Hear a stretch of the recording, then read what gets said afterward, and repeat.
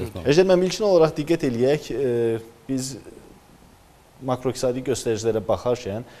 diqqətə ilk gələn ümumdaxili məhsulun həcmidir və ötən dövrdə 2,5%lik bir artım vardı ötən ilin eyni dövrü ilə, yəni 6 aylıq göstəricilərdə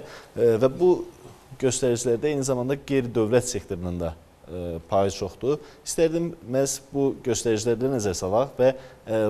göstəricilərin əhəmiyyəti barədə danışaq ilkin olaraq. Bəli, Nicat müəllim, Naxçıvan Muxtar Respublikası Dövlət Statistika Komitəsi tərəfindən 2026-cı ilin birinci yarım il ərzində Naxçıvan Muxtar Respublikasının sosial-iqtisadi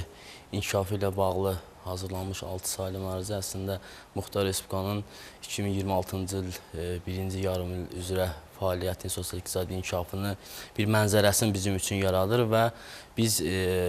makroiqtisadi göstəricilərə nəzər saldığımız zaman sizin də qeyd etdiyiniz kimi ilk diqqəti çəkən məsələ ümumi daxili məhsulun 2,5 dəfə artaraq 835 milyon manata çatmasıdır. Təbii ki, bu rəqəm ölkə iqtisadiyyatının və onun ayrılmaz tərkib hissəsi olan Naxçıvan Muxtar Respublikası iqtisadiyyatının davamlı inkişafı və iqtisadiyyatın ümumi inkişafa verdiyi ciddi töhfənin nəticəsidir və biz bugün bütün dünyada baş verən geosiyasi hadisələrin iqtisadiyyata verdiyi mənfi təsirləri nəzərə saldığımız zaman dünyada baş verən regional müharibələrin mühüm nəqliyyat marşrutlarını bir mənalı olaraq dəyişdiyini düşündüyümüz zaman və qlobal inflyasiyanın iqtisadiyyata təsirlərinin fonunda bu nəticələrin əldə edilməsi xüsusilə diqqət çəkən mühüm məqamlardan biridir. Ümumi daxili məhsulun adam başına düşən payına münasibətdə 2,2% artaraq adam başına 1767 manata gəlib çıxması da bizə çox məsələlərdən xəbər verir. Bu, bir mənalı olaraq artıq iqtisadi inkişafın və iqtisadiyyatın davamlı və stabil inkişafının sadəcə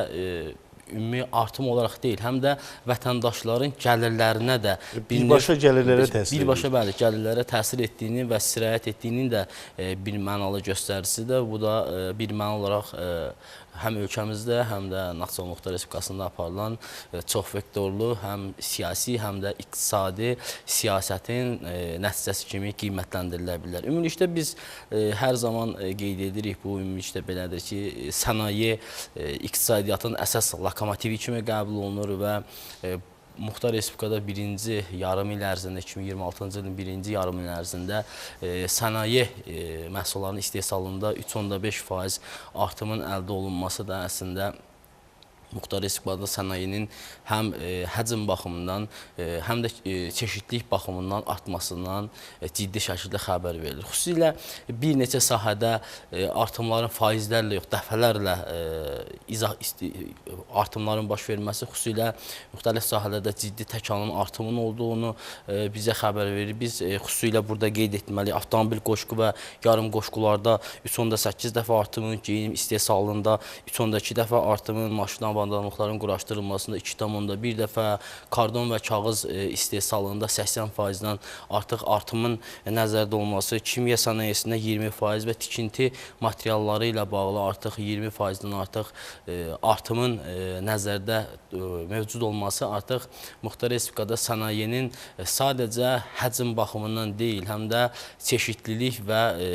paylanmanın genişlənməsi baxımından da ciddi şəkildə inkişaf etdiyini biz bir mənalı olaraq qeyd edə bilərik. Burada biz xüsusilə özəl sektora vurğu elədiniz. Mən burada sadəcə rəqəmləri səsləndirmək istəmirəm, amma özəl sektorda inkişafla bağlı xüsusi olaraq qeyd etmək lazımdır ki, Muxtar Respublikada yaradılmış həm rəqabət mühiti, həm sahibkarların fəaliyyəti üçün geniş imkanların mövcudluğu və ümumiyyətlə sahibkarların dövlət maliyyə imkanlarına çıxış imkanlarının çoxluğu və dövlət özəl sektor tərəfdaşlığının ciddi nəticələri təbii ki, Muxtar Respublikanın birinci yarım ildə inkişafına və onun tərəqqisinə ciddi təsir etmişdir. Biz nəqliyyat və logistika sahəsində məsələləri də xüsusilə vurğu eləməliyik. Çünki bizi qarşıda Zəngəzur dəhlizinin açılışı və Muxtar Respublikanın ciddi regional logistik mərkəzə çevrilməsi ilə bağlı gözləntilər var və yaxın zamanlarda bu gerçəkləşəcək və artıq bu rəqəmlər konkret olaraq Naxçıvan Muxtar Respublikasında sırf nəqliyyat və anbar təsərrüfatı ilə bağlı göstəricilərin 17,1% artması əslində Naxçıvan Muxtar Respublikasının regional logistik mərkəz olma potensialının nə qədər mövcud olduğunu və Zəngəzur dəhlizinin açılması ilə birlikdə bu faizlərin artıq 100 dəfələrlə ifadə ediləcəyi bir mənalı olaraq görünür. Əslində bir alt bazada hazırlıq getdiyini göstərə bilərik biz bu rəqəmlərlə. Təbii, burada xüsusilə anbarların, anbar təsərrüfatının inkişafı, nəqliyyatla bağlı inkişaf, yol infrastrukturunun müasirləşdirilməsi, yenilərinin salınması, mövcud yolların müasirləşdirilməsi təbii ki, artıq Naxçıvanın regional logistik mərkəzə çevrilmə işinə bir növ hazırlığı prosesi kimi də siz dediyiniz kimi qiymətləndirə bilərik. Digər məsələ maliyyə bazarlarının sabitliyi ilə və bayaq da özəl sektordan danışdıq. Biz mütləq qeyd etməliyik ki, artıq Naxçıvan Muxtar Respublikasında iqtisadiyyata ayrılan kreditlərin ümumi məbləği artıq 190 milyon manata çatır ki, bunun da 90%-i uzun müddətli kreditlərdir və bu çox ciddi rəqəmdir və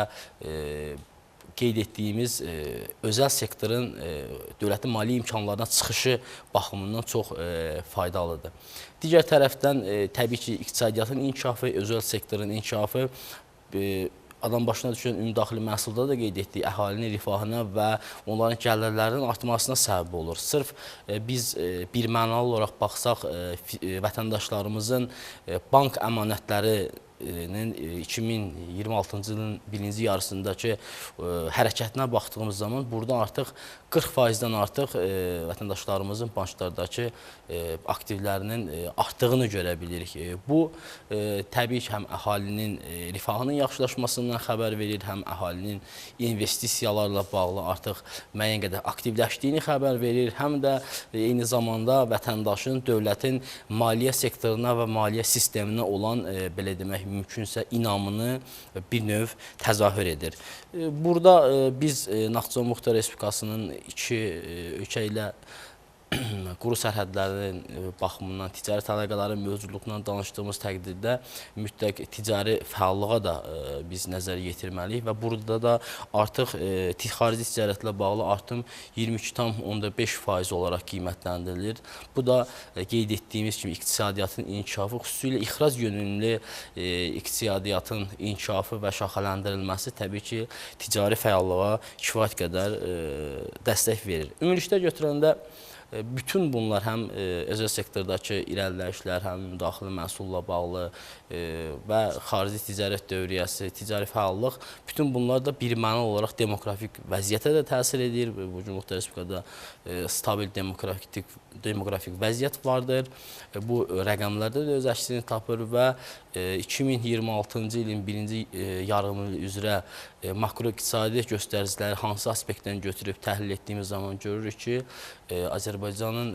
inkişaf edən iqtisadiyyatının bir parçası kimi Naxçıvan Muxtar Respublikasının iqtisadiyyatı da dinamik templə inkişaf etməyə davam edir. Əslində siz bir çox rəqəmləri burada qeyd elədiniz və eyni zamanda sahələrlə bağlı məsələləri qeyd elədiniz, özəl sektorun payı və